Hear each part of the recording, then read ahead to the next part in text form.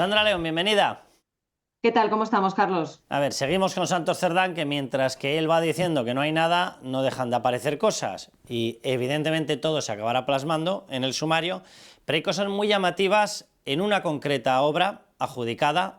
Esta historia aparece, aparte de otras muchas cosas, porque también apareció el rastro de una empresa por la que él habría apostado, vamos a decirlo así de forma suave, en los contratos de mascarillas, pero parece que va por la senda de las obras públicas amañadas, lo que dijo, y la primera acusación que hizo Víctor Aldama, donde le metió de que él habría tenido presuntas comisiones ilegales por el cobro de este tipo de obras. La obra de la que vamos a hablar, bueno, y de alguna otra, pero la obra que empieza, yo creo que a centrar el enfoque investigador por parte de la UCO son los túneles de Belate.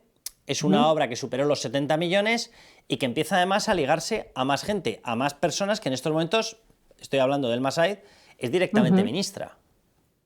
Sí, bueno, ya estamos acostumbrados a que aquí todos los ministros salgan salpicados, pero es que suma y sigue, ¿no? Cuando pensábamos que ya estaba todo más o menos repartido, pues ahora entra en escena una nueva ministra, en este caso Elma Saez, que como bien dices, bueno, pues ahora mismo es la ministra de Inclusión, Seguridad Social y Migraciones, pero que en su día era consejera de Economía y Hacienda de Navarra. Claro, esto es muy importante porque, como bien decías, entre todas las obras que son sospechosas pues, de haber cobrado mordidas en la adjudicación de obra pública, hay una que es la obra del desdoblamiento de los túneles de Belate, que está plagada de irregularidades, ¿no? Yo creo que en el caso de Santos Cerdán, desde mi punto de vista, yo creo que está cercado, se mire por donde se mire, pero bueno, a la espera de que veamos pues, esas pruebas concretas que podrían servir ya sí para condenarle en caso de que haya un supuesto juicio, como puedan ser, pues yo que sé, determinados mensajes, conversaciones interceptadas, etcétera. Lo que sí hay son muchos indicios sobre la mesa, ¿no? Y uno de ellos es precisamente el de esta obra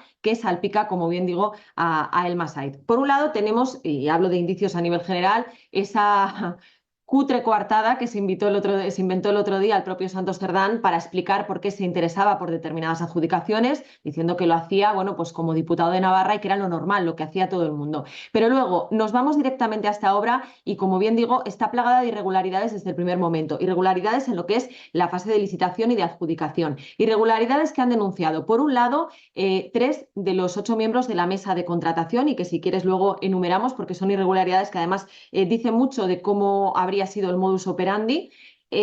Por cierto, 3 miembros de la mesa de contratación, no cualquiera, estamos hablando del secretario, del interventor y del representante de la Junta de Contratación Pública. Ahí queda eso. Por otro lado, irregularidades que había constatado en un informe, en el informe de fiscalización de las cuentas de 2023 del Gobierno de Navarra, la Cámara de Comptes, el Tribunal de Cuenta de la Comunidad Foral. Por otro lado, denuncias de UPN, de Unión del Pueblo Navarro, que había presentado ante la Guardia Civil y que también ha hecho públicas, también incluso en el Congreso de los Diputados, a pesar de que el Gobierno pues, ha hecho oídos sordos durante 16 meses. Y por último, también la denuncia de un particular. Por lo cual, como digo, yo creo que a Santos Cerdán se le complican las cosas y a Elma Said también, porque, como digo, era la responsable de Economía y Hacienda en el Gobierno de Navarra cuando se empieza a licitar toda esta obra a comienzos del año 2023. Hay que recordar que Navarra ya había aparecido, no apareció en la primera tanda de comunidades autónomas ligada a los contratos de mascarillas, pero apareció después. O sea, en la primera tanda efectivamente apareció la Comunidad Balear, comandada en aquel momento por Francina Mergol, apareció la Comunidad Autónoma de Canarias con Ángel Víctor Torres, pero después se le sumaron Aragón, La Rioja, Comunidad Valenciana y Navarra. Es decir, cuidado porque es el segundo foco. Lo digo porque también en la investigación que está llevando a cabo la UCO se ha encontrado ya con el rastro de otra empresa sobre la que se habría solicitado, una empresa navarra, una empresa de Corella, se habría solicitado ya la incorporación a los famosos contratos de mascarillas. Es decir, empieza a salir por todas partes el cupo vasco, como le llamaban ellos, que de vasco no tiene nada, que en este caso es navarro, pero bueno. Empieza a salir por todas partes y como digo, pues con irregularidades muy notorias, ¿no? Y en este caso de la obra que hablamos del túnel de Belate, estamos hablando de una obra que se adjudica a la UTE formada por Acciona, por Servinavar y por Fermino Sés.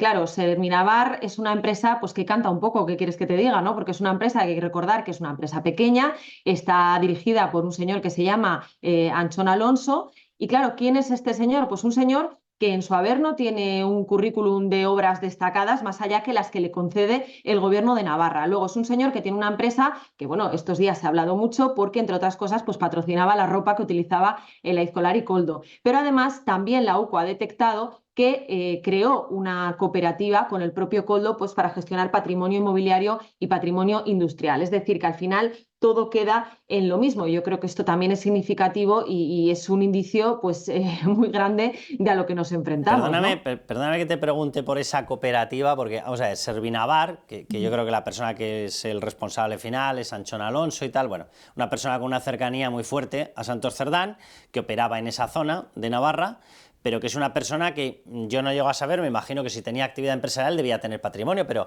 me encantaría que alguien me explique cómo se asocia Anchón Alonso con Koldo García Izaguirre, que venía de ser portero de un vertedero de basuras y de ahí pasó a portero de puticlub. O sea, me encantaría que alguien me explique en qué mente cabe que te vas a asociar para hacer una cooperativa de gestión de patrimonio inmobiliario entre alguien que en principio tiene que tener dinero o puede tener dinero y alguien que con toda seguridad, si se dedicaba a lo que se tenía que dedicar, no lo iba a tener nunca. ¿Dónde está la cooperativa? ¿O es que alguno de ellos, es decir, el que tenía dinero, sabía que el otro lo iba a tener? ¿O es que lo estaba teniendo ya por otra vía? Porque a mí que alguien me explique cómo se hace millonario una persona siendo portero de puticlub.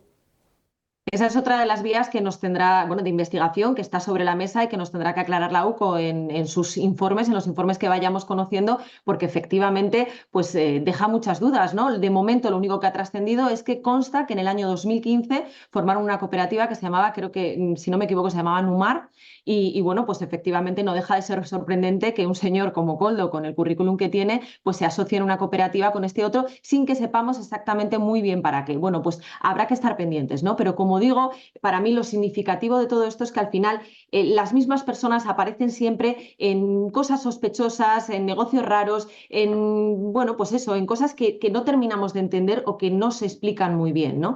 Y bueno, luego en el caso este del túnel de Belate, las irregularidades a las que hacíamos referencia son palmarias, ¿no? En el proceso de adjudicación empieza a principios del año 2023, en aquel momento, como yo digo, el Masaid era todavía la consejera de Hacienda y por tanto pues formaba parte de una consejería que tenía que de alguna manera pues fiscalizar y dar el visto bueno a todos estos procedimientos.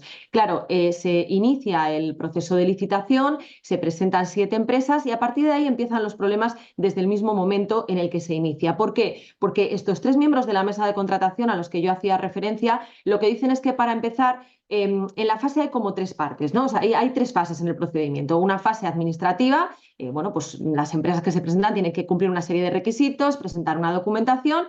Ahí más o menos pues no suele haber problemas porque además hay una fase de subsanación, si algo no lo has presentado lo puedes presentar después, etcétera, etcétera. Y luego hay una parte que es de valoración cualitativa y una parte de valoración cuantitativa o económica, de la oferta puramente económica. ¿Qué es lo que pasa en este procedimiento? Que es algo que además subraya también el Tribunal de Cuentas de Navarra, pues que la oferta económica no es significativa porque 4 de las 7 empresas licitan a la baja. Además, justo en el límite para que no sea considerada una oferta temeraria y que por tanto quede fuera del concurso. Con lo cual, en el momento en el que ya hay 4 empresas que hacen una oferta a la baja, a la mayor baja posible, ya el aspecto económico queda fuera. El peso para decidir a quién se le concede esa obra que finalmente se concede por más de 60 millones de euros, es la valoración cualitativa. ¿Y qué es lo que dicen los miembros de la mesa y qué es lo que suscribe, y esto es lo importante también, el Tribunal de Cuentas de Navarra? Pues que los criterios que se fijan son tan difusos que no permiten, por un lado, ni a las empresas que concurren tener una idea clara de lo que tienen que hacer para ganar el concurso,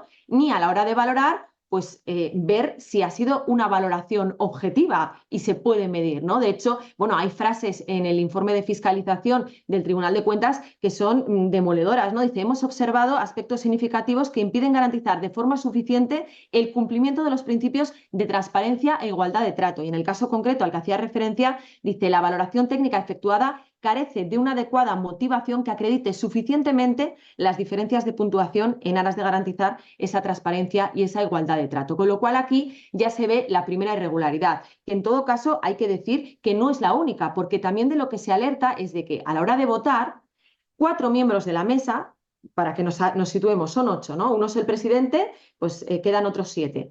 3 son los que denuncian irregularidades. Pues los otros 4, qué casualidad, que le mandan previamente su valoración, la puntuación que van a dar al presidente. de tal forma que cuando el presidente va a emitir su voto, ya sabe lo que van a votar el resto. Claro, esto, pues no sé, si tú sabes lo que van a votar el resto, puedes ajustar tu nota, por así decir, o para beneficiar o para perjudicar a alguien. Y esto es algo que denuncian, como digo, 3 miembros de la mesa, que no son 3 miembros cualquiera, que son el secretario, que son el interventor y que son el delegado de la Junta de Contratación Pública, pero también el Tribunal de Cuentas, que es un informe demoledor.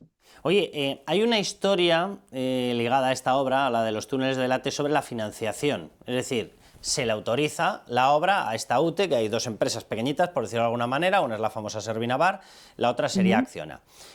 Pero después de ser autorizado, resulta que aparecen unas necesidades de financiación que se cubren por gente muy curiosa, que también lo has investigado. Sandra, ¿qué ocurre ahí? Porque, o sea, si tú has adjudicado una obra, la has adjudicado. ¿Por qué luego necesitas un colchón de financiación? ¿No lo habías pensado en el momento de la adjudicación? O sea, ¿cómo habías hecho la adjudicación? ¿Cómo habías evaluado la parte financiera? Entiendo que te refieres a la creación de Nafarvide, que es Esto una es. sociedad que se crea. Sí, este episodio es un episodio muy curioso porque cuando tú te lees el informe de fiscalización del Tribunal de Cuentas, claro, lo que dice es que le resulta muy llamativo y además utiliza, si no esta expresión, una muy similar, que para justificar el hecho de crear esta sociedad Nafarvide, se diga que si no, no puede salir adelante el proyecto del desdoblamiento de los túneles de Belate. Y dice, oiga, pero si es que ustedes ya habían aprobado la financiación de forma plurianual, con lo cual no tiene ningún sentido que ahora me diga que es que para que salga esto adelante tenemos que crear esta empresa pública, esta sociedad pública. El caso es que esa sociedad se crea. Y claro, al final es muy curioso los nombres que salen a colación ahí, porque ¿quién es el presidente de esta sociedad?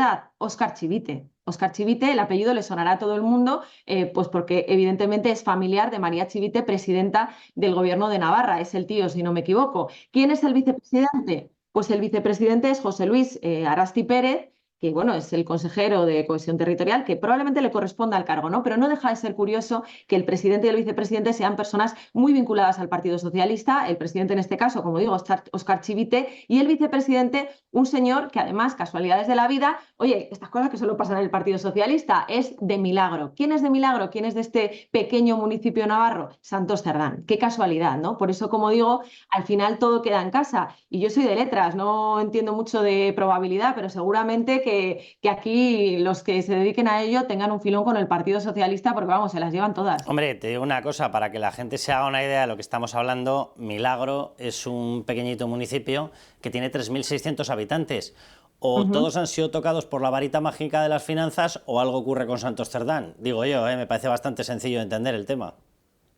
Totalmente, totalmente. O sea, es que Santos Cerdán, pues mira, cuando hablamos de María Jesús Montero siempre hablamos de ella como el perejil de todas las salsas, pero es que Santos Cerdán también es un poco así, ¿no? Y bueno, pues de hecho, otra de las cosas que también ha llamado mucho la atención durante estos días es cómo echando la vista atrás se ve que la sombra de este señor está en muchas reuniones clave que se han tenido a lo largo de los últimos años entre el gobierno de Navarra y el gobierno central, cuando él no era nadie, porque hay que recordar que este señor, más allá de sus cargos en el Partido Socialista, es un diputado raso. Con lo cual, ¿qué hacen determinadas reuniones? Y me estoy refiriendo, por ejemplo, a reuniones que se produjeron a finales del año 2019 en Madrid con el Ministerio de Transportes para hablar precisamente del desdoblamiento del túnel de Belate. Reuniones, claro, la gente dice, pero esto no es una obra de 2023, 2024. Bueno, esta obra lleva mucho tiempo fraguándose. Es verdad que se vio paralizada, pues como muchas otras, por el tema del coronavirus y de la pandemia, y luego se retoma. Pero en el año 2019 ya estaba sobre la mesa y qué casualidad que en esas reuniones la persona que aparece, además se puede ver perfectamente en las fotografías que aún hoy están disponibles en la página web del Gobierno de Navarra, es Santos Cerdán. Hay, por un lado, representantes del Gobierno de Navarra, por otro lado, representantes del Gobierno de España, y un señor que se llama Santos Cerdán, que nadie nos explica qué hace ahí. Y como esta reunión, otras tantas otras, con Teresa Rivera, con Reyes Maroto, para hablar de fondos europeos, que ese probablemente será otro capítulo que tendremos que explorar, y me refiero ya en el caso concreto de Santos Cerdán, porque probablemente ahí también haya mucha tela que cortar. A ver, la gente que esté pensando en este momento dice, ¿y por qué tenía tanta fuerza Santos Cerdán? O sea, hay una explicación muy clara. La forma de llegar de Pedro Sánchez al gobierno y a la Secretaría General incluso, después de que en octubre del 16 lo quita su propio partido, porque estaba haciendo cosas raras, cosas que luego ha multiplicado por 100.000,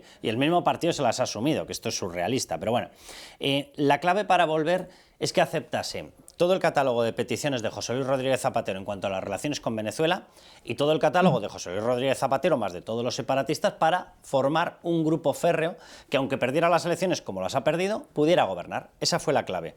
¿Quién le garantizó el apoyo estrella de todo esto? Porque la gente dice, no, el apoyo estrella era catalán. No es verdad. El apoyo estrella era el de Bildu. ¿Por qué? Porque si tú aceptabas a los proetarras, era obvio que ibas a aceptar cualquier cosa que te pidiera el separatismo catalán. ¿Por qué?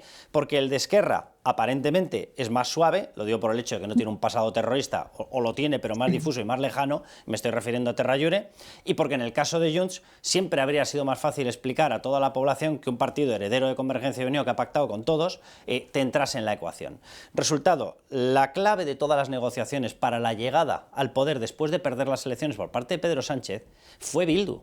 Fueron los proetarras, y el que les garantiza esa unión es Santos Cerdán. Por eso Santos Cerdán tiene la fuerza que tiene delante de Pedro Sánchez, por eso le acompañó en el Peyot, por eso le acompaña en todo el tránsito de las primarias, porque era la figura estrella y clave. Él tenía, porque Bildu siempre ha actuado de forma coordinada con Esquerra, tenía el monopolio de la negociación con Bildu. ¿Por qué? Porque es el que más, perdón por la expresión, ha postrado o ha hecho del Partido Socialista un partido absolutamente rastrero ante los intereses de Bildu. Y como él tenía ese monopolio, y Bildu siempre ha operado de forma conjunta con Esquerra, eso le dio el cauce porque Bildu fue el que dijo: os tenéis que fiar de Santos Cerdán. Con lo cual pasó a tener Bildu y Esquerra. Y como tenía toda la negociación con Esquerra, y tenía todas las claves y todos los datos, se fue a negociar desvelando datos de la negociación con Esquerra a negociar con Junts, con lo cual consiguió el triángulo entero para Pedro Sánchez. Esta es la fuerza de Santos Cerdán, ni ideológica ni historias, y eso pues es más que probable que le llevara a Santos Cerdán a pensar que él estaba blindado y que podía hacer lo que le diera la puñetera gana. Él, en los mandatos, porque él se va haciendo cargo del Partido Socialista porque le ofrece este tipo de cosas. Y cuando lo elevan, él, de hecho, tiene una guardia de corps. Llega a meter en las listas electorales a Koldo García Izaguirre. Sí, al portero de Puticlub, sí, lo mete en listas electorales. Y hay dos personas a las que mete como puntal de todo. María Chivite, sí, la sobrina del que estaba en la empresa Nafarvide, que es la que le da la financiación para uno de los proyectos y que además María Chivite lo hace consejero, y dos, Elma Saiz, a la que ha ascendido directamente a ministra. ¿Por qué? Porque era la responsable del Grupo Municipal Socialista en Pamplona y había que quitarla para poder entregar el Ayuntamiento de Pamplona a Bildu. Y la persona sacrificada era Elma Saiz, era su persona de confianza de toda la vida, le tenía que dar algo. ¿Qué le da? Con dos narices, el Ministerio de las Pensiones, el Ministerio de Seguridad Social. Esta es la historia de Santos Cerdán. Santos Cerdán se ha convertido en el eslabón clave de Pedro Sánchez porque le garantizó poder pactar con todos los que quieren destruir España. Esta es la clave de Santos Cerdán. Y sobre todo, además, es que el caso de Santos Cerdán es una persona muy interesante para un personaje como es Pedro Sánchez. ¿Por qué? Porque no es un hombre al que se le conozca. Es decir, si tú sales a la calle y preguntas quién es Santos Cerdán, más allá de los que nos dedicamos pues, al periodismo, a la política y tal, es una persona que pasa totalmente inadvertida. No es un gran orador, lo vimos el otro día en el Congreso.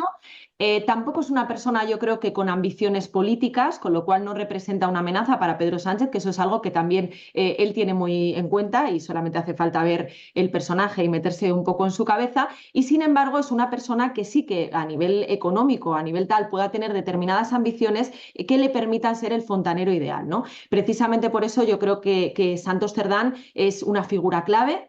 Es una figura peligrosa y es una figura que hay que investigar porque probablemente a través de él se llegue a muchas otras ramificaciones de esta trama que ya alcanza a todo el Partido Socialista y a todo el gobierno, porque es que es lo que yo decía al inicio, es que cada día vamos sumando un ministro más. Y hasta las que podrían pasar prácticamente inadvertidas, porque Elma Saiz es verdad que es una persona que se mantiene pues un poco ajena a todo, que nunca se mete en ninguna polémica, es lo que te digo también, lo mismo, sales a la calle y probablemente nadie sepa, ni siquiera muchos ciudadanos de a pie sepa quién es, ¿no? Pero al final es que va rascando y es que todos están metidos en el ajo, o sea, es que esto es increíble y yo creo que estamos en una situación que no habíamos vivido nunca en democracia por el alcance de los casos de corrupción y por el número de personas con responsabilidades de gobierno a las que alcanza. Mira, solamente dos cosas más. Esta empresa Servinavar, la de los túneles de Velate, la de la UTE esta que ya va por 76 millones, como siga apareciendo dinero, va a aparecer esto la Bonoloto. Esta empresa, qué casualidad que ficha a Vicente Fernández Guerrero. ¿Quién es Vicente Fernández Guerrero? Pues Vicente Fernández Guerrero era la persona en la que había confiado María Jesús Montero, tanto en una licitación que está en juicio en estos momentos en Andalucía, la licitación de la explotación de la mina de Andalcollar, con un potencial de explotación de 18.000 millones de euros, una barbaridad. Y se la dieron a una empresa creada en el último minuto, de hecho se llama Minorbis, con 3.000 eurillos. A esa empresa le dieron eso apartando a una que venía con el aval de una inversión de 3.000 millones. Bien, una empresa canadiense con el respaldo de Forbes en Manhattan y demás.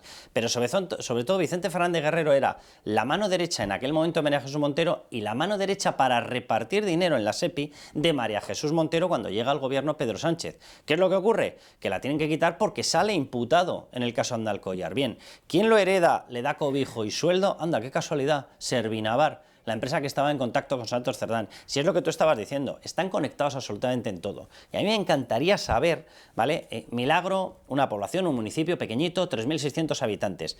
¿En qué momento se les pasa por la cabeza? Porque fue uno de los proyectos que estuvo abanderando Santos Cerdán, junto con el empresario de Servinavar, montar la ciudad de vacaciones en un municipio de 3.600 habitantes. Hombre, no sé, se me ocurre algún sitio un poquito más, no sé, llamativo a efectos turísticos, no sé, Benidorm, Marbella, no sé, algo así. No, en Milagro. O sea, ahí va a ir el proyecto de la ciudad de vacaciones. O sea, ¿eso qué es? Porque tiene un tufazo de muchísimo cuidado. Desde luego, o sea, es que todo lo que rodea este caso PSOE, porque es que volvemos a lo mismo, que es que empezó siendo caso Koldo, caso Ábalos, pero es que ya es caso PSOE, caso gobierno, caso todo es muy burdo y esto es una cosa más, ¿no? Pero bueno, pues veremos a ver hasta dónde llega. Lo que está claro es que aquí hay mucha gente que lo tiene cada vez más crudo. Uno de ellos es Santos Cerdán y otro, porque no se nos puede olvidar nunca, es un señor que se llama Pedro Sánchez y que es el máximo responsable de todos ellos y de que todos ellos estén donde están y hayan podido hacer lo que hayan hecho con total impunidad. Mira, vamos a despedirnos haciéndole una pregunta a la gente. ¿Por qué se le ha opado a cerebro del Partido Socialista y de los pactos de supervivencia de Pedro Sánchez a alguien que venía de captar gente en puticlús? ¿Vale? ¿Por qué se le ha ascendido? ¿Por eso o por otra cosa? Pues tiene que ser por la otra cosa, obviamente. Bueno, Sandra, que un placer. Pues nada, hasta la semana que viene veremos a ver qué nos depara el culebrón socialista. Ya te digo, seguro que silencio no. Un abrazo. Seguro que no. Hasta la semana que viene, Carlos. Adiós.